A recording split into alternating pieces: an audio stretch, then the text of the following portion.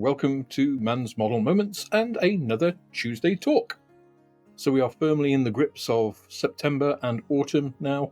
Nights are drawing in, the weather is becoming worse, it's getting a little chillier. So we tend to naturally go back to modelling activities as the kids go back to school.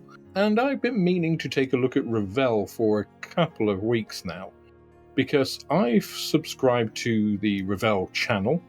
It's about the same size as mine, which is interesting.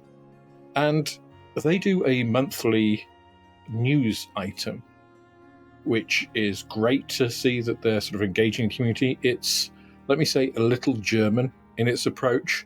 It's not quite as fluid and dynamic and as markety as airfix, for instance. But we can clearly see the influence of people like Luke coming into the company from airfix and getting that more engagement with the community. And I do quite like the format. They have a little bit of talk at the beginning where they actually cover some community questions and they respond to posts that have been put on the Revell community webpage. So I think that's a nice thing to do, and actually is more engaging than I think airfix's approach, which is very much pushing stuff to people rather than a little bit of dialogue. And I would actually like to see airfix address some of the comments and concerns that people have on a similar kind of thing on their sprue talk that they do on a semi-monthly basis, I think it is. So when I watched the last one, there were a couple of things that struck me. So right towards the end of the episode, they were talking about the SSB Abraham Lincoln. And this is a 1950s, 60s nuclear missile submarine. It has a cutaway so you can see the inside. It's a re-release.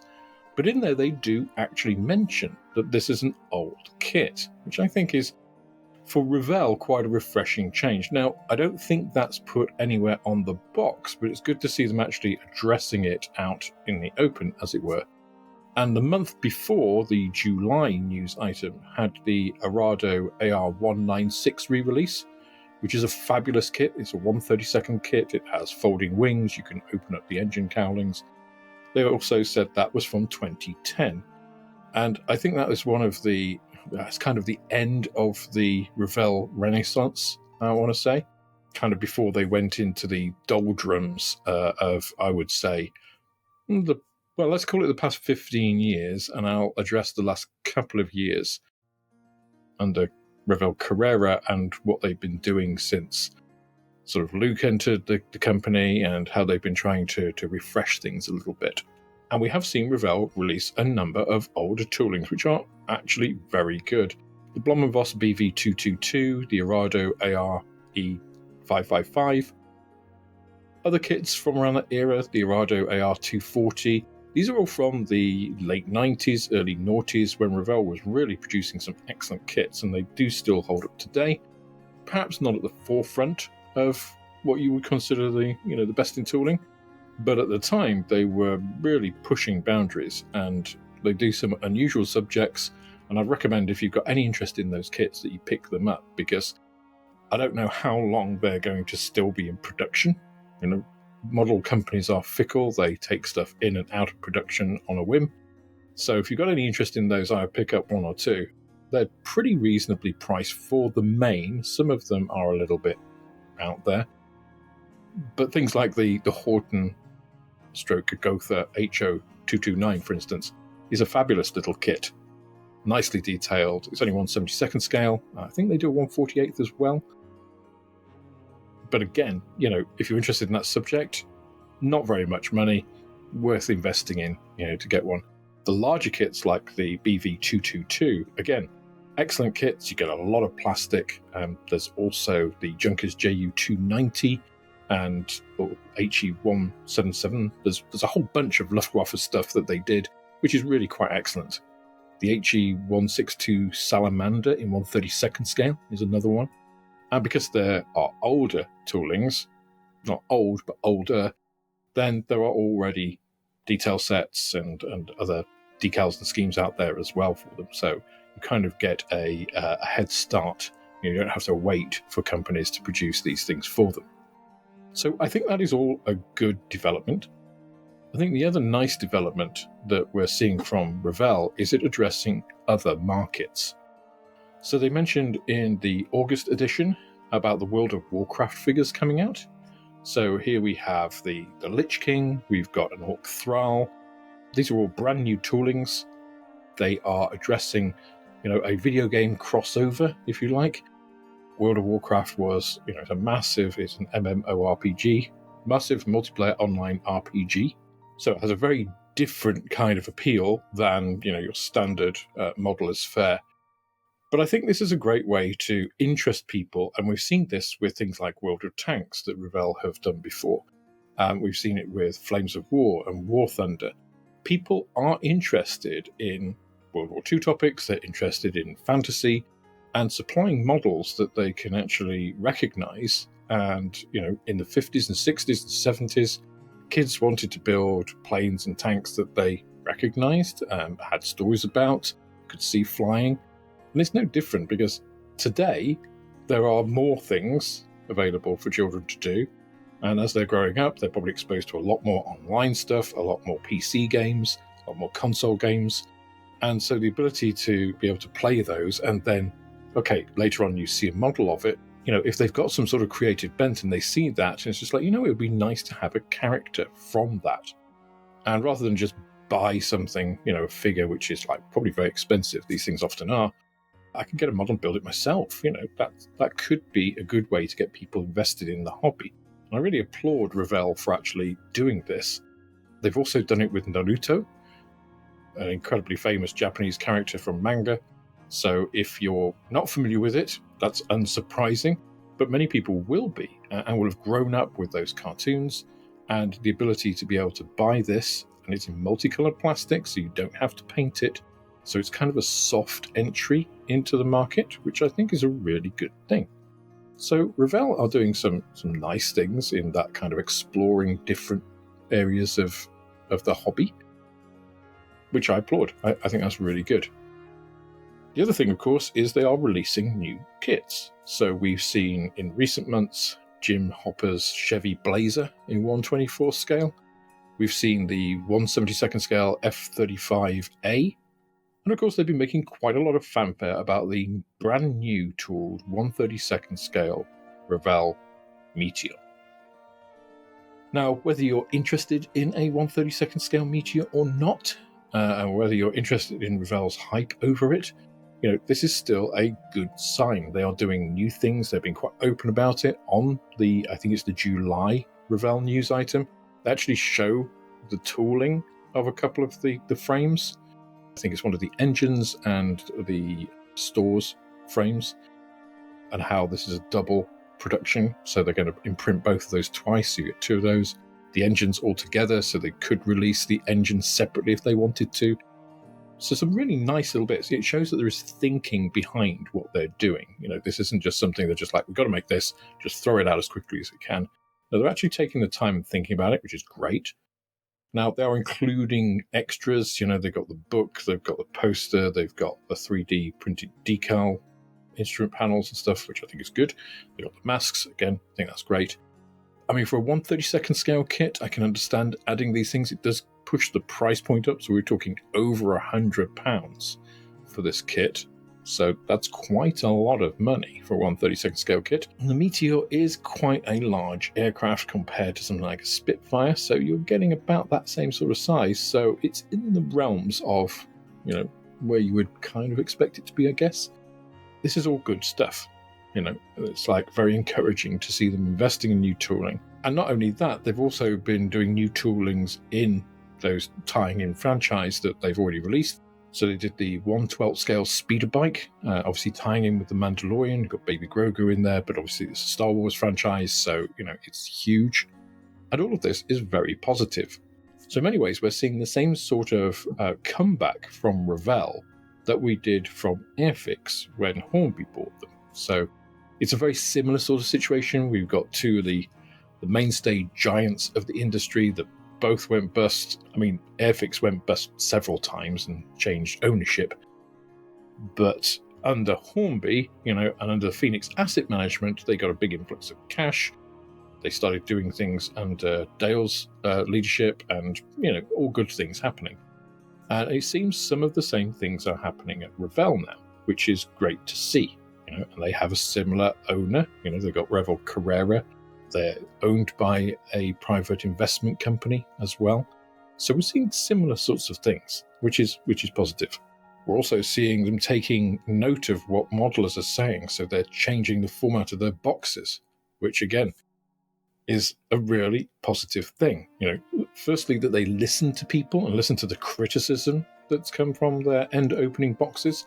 Going to a top opening box format is a really positive move. A lot of the new releases are going to be in that top opening box.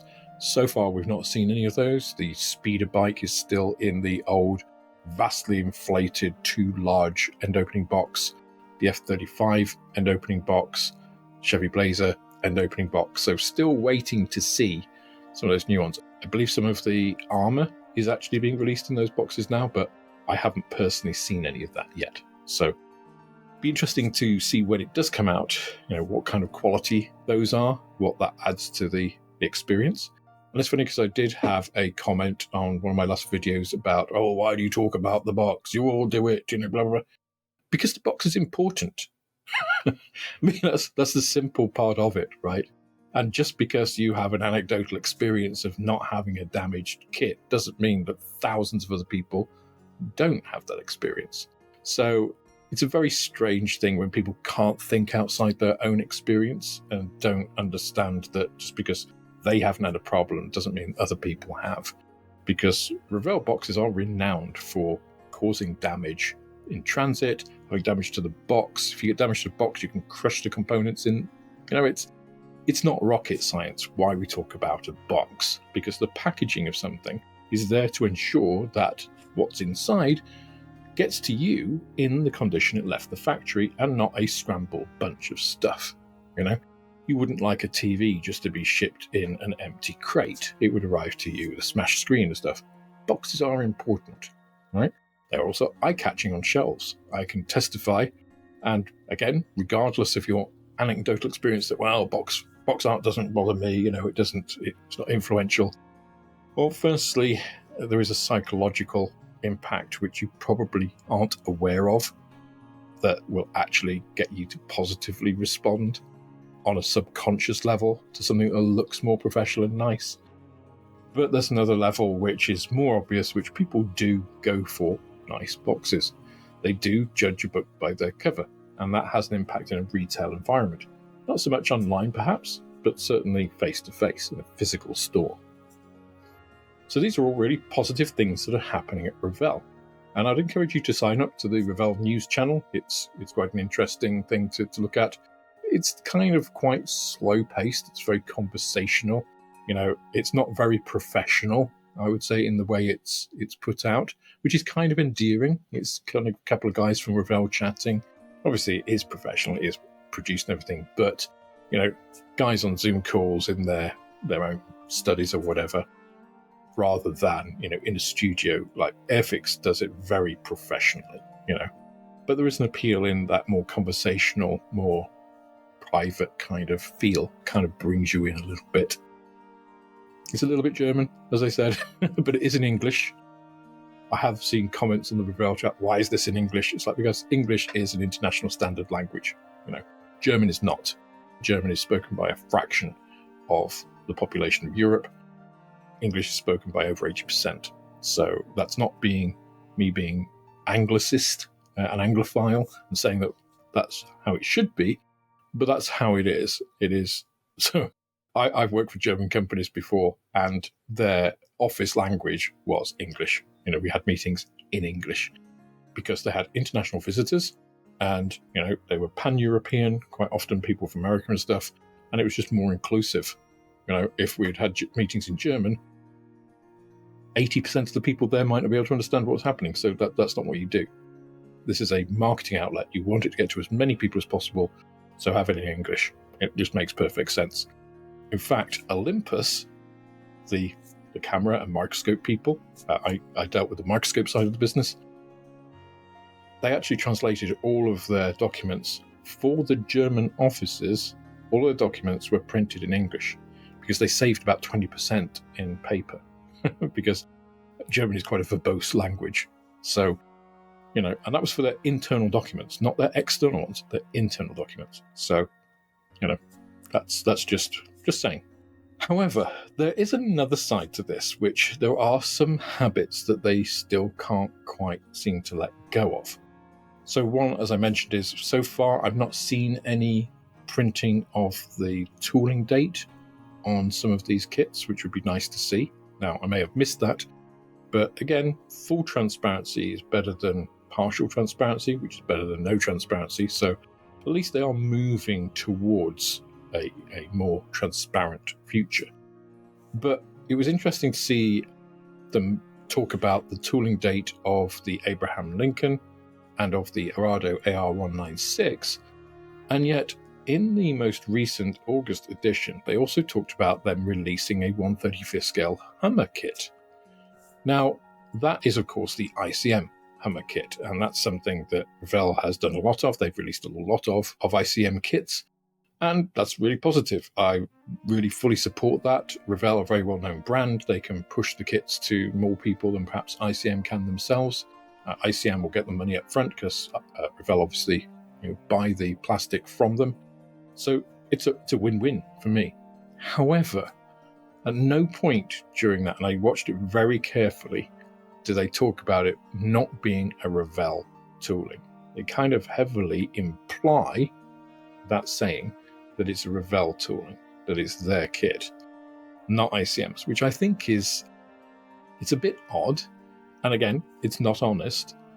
We as modelers can go on ScaleMates, we can find that out.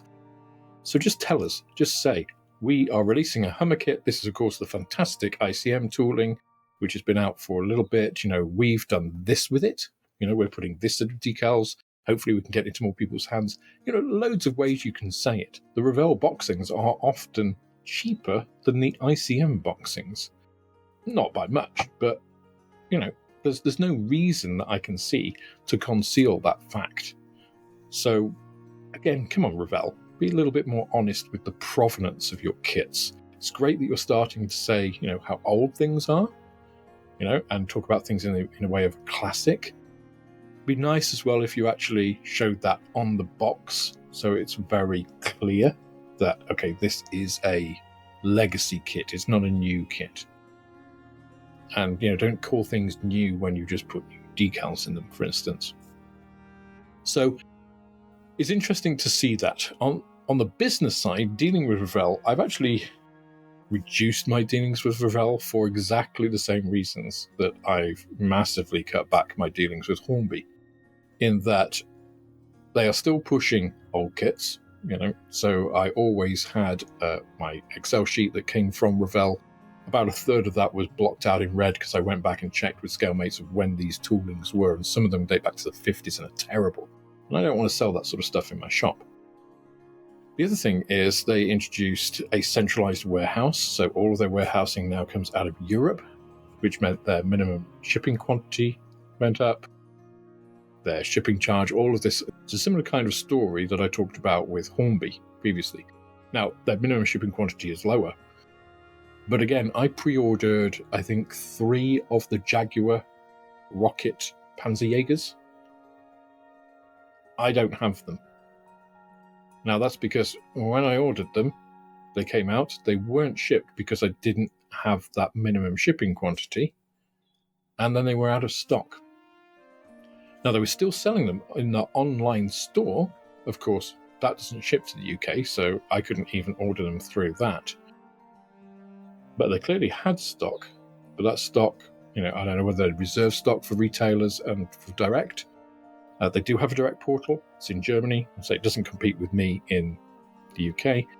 And to be fair to Revell, they do offers on that in the same way that Hornby do, but they offer their retailers discounted products at the same time. So that I'm absolutely fine with, because it allows us to compete with those same things. We can reduce the prices to the same, so they're exactly the same as Revell's, and still make money on them. Hornby doesn't do that. So there is still a distinction between, Revell's practices there and Hornby's practices. So again, Hornby, if you're listening, take note of that. You are being outcompeted as a supplier by what is traditionally your main rival. They are offering better terms in all ways. Minimum shipping quantity, postage cost, payment terms, you name it. In fact, profitability, the margin you make on Revell kits is higher than it is on airfix kits. So I've cut back, though, because they're a single supplier, and for me to hit a minimum shipping quantity on a single supplier's kits, again, especially for pre-orders, is not necessarily difficult, but it's just awkward. Especially given that actually some of my wholesalers supply Revell kits, I can still make margin on those. So it's easier for me to go through a wholesaler where, again, I can place those orders, I can receive them quickly. I don't have to hit a huge MSQ for a single supplier. I can get those new kits that they've released and, kits from manufacturer X, Y, and Z, some paints and tape and stuff, and those can all get shipped rather than having to get, a whole set of Revell stuff that I don't want to invest in. So there are still some practices which are rooted in their, let's call it their poor past. And I wonder if they are being driven by the private equity part and the profitability part of the business rather than the kind of, engaging the modeler and, appreciating that this is a niche business. It isn't just a put it in a toy store and it'll sell business like it used to be. That's how models were sold. It's not how models are sold now. So the market has changed. And I think big companies like Airfix, like Revell, have to realize that and have to adjust. Now, Hornby have taken that to mean, yes, the market's changed, it's online, it's DTC, and that's how we're going to push things. Unfortunately, they haven't structured their business for that, and that also doesn't support what they say they're doing, which is supporting retail and stuff. Revell have responded to that by doing a lot of collaborations. It's easier to get Revell kits into an establishment than it is airfix kits, from my own personal experience. So it's no mystery why you often see Revell kits when you don't see airfix kits. But that comes at a cost, because when you get kits like Revell kits in a non-expert or niche, a proper model shop, you don't have the expertise. So those outlets don't do what I do. They don't go through the Revell list and look at, well, these kits are terrible. The tooling has been injected to death.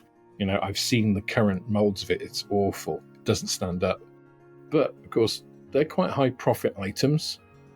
So a non-expert shop is going to buy those and sell them and give people poor experiences. They don't have any knowledge. They're just like, well, you sold it, you bought it, it's tough. Whereas I won't supply those items to people who don't know what they're getting into. If somebody wants one, I can order one for them, and they're welcome to relive their youth with the terrible experience they had with Revell of those first kits. Or they can buy the good stuff. It's kind of pre-filtered to get the nice Revell kits. So I just hope that this change continues with Revell, and they also look at the business side of things and how they can make it easier for retailers. I was building up my Revell kind of side of things, and then these changes came in which made it basically unpalatable for me to do business with Revell, in the same way that Hornby have made it unpalatable for me to do business with airfix kits. So anyway, that's my thoughts on Revell at the moment and their second renaissance. I would say their first renaissance was back in the 90s, 2000s. That's when they really started pushing a lot of new kits and doing things differently, which was great to see. And Revell was really on the lips of everybody, especially because airfix at the time was not in a good place. And we didn't have this huge influx of new companies that we see now. But now we are seeing that they've come out of the doldrums of the last 15 years or so, and they're starting to do new stuff. Now, the actual kits themselves, I'll address that at another point, probably on some of the unboxings welcome to join me on a Wednesday for Mann's Model Moments Midweek Model Meet. Every month I do a set of unboxings. You guys can vote on what you want to see. So I put a list up as a post, usually a few days before, so that you can then vote on your first, second, and third choice for that unboxing. So what I show you is what you guys want to see. And there are Revell kits on there. The Sea Hurricane Mark II-C, for instance, which was recently released. As I mentioned, the speeder bike, Jim Hopper's Chevy Blazer. All of these kits are on that list. So if you want to see some of them, what they look like out of the box, then get on that, vote, and join me on a Wednesday. So what do you guys think about Revell? What's your experience been with them? Mine over the years has been variable. My first experiences with Revell were very poor as a child. I remember sobbing, being very excited about doing a V2 and its launch platform, and the trailer drove me to distraction. It's one of those unpleasant childhood memories that put me off Revell kits for a long time. Back in the 90s, when they started doing their 1/72nd scale aircraft from World War II, they kind of drew me back in. Now that carried on for a good 10 or 15 years before they seemed to lose the plot.